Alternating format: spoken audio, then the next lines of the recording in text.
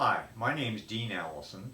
I'm 70 years old. I'm a patient of Dr. Alexander Weber, and I'm here to give you a report on my arthroscopic shoulder surgery, which happened on September 4th, 2018. Prior to the surgery, I had a fairly constant dull ache in the shoulder joint.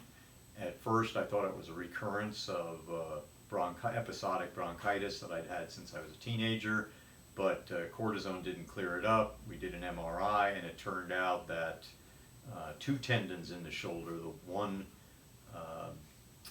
the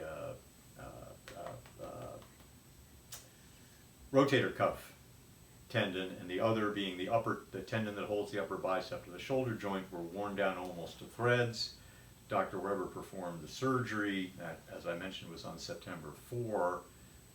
We are now a little over 4 months post-op. My post-operative course has been very easy. Of course, I was in the brace for 2 weeks. Never really had, I took pain medication in the afternoon. I came home from surgery and never again thereafter. I had very, very little pain during that initial 2 weeks. Once the brace came off, my range of motion improved very rapidly.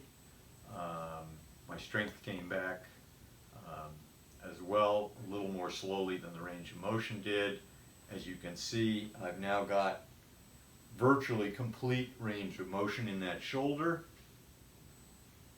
And my strength has come way back, not completely to preoperative levels,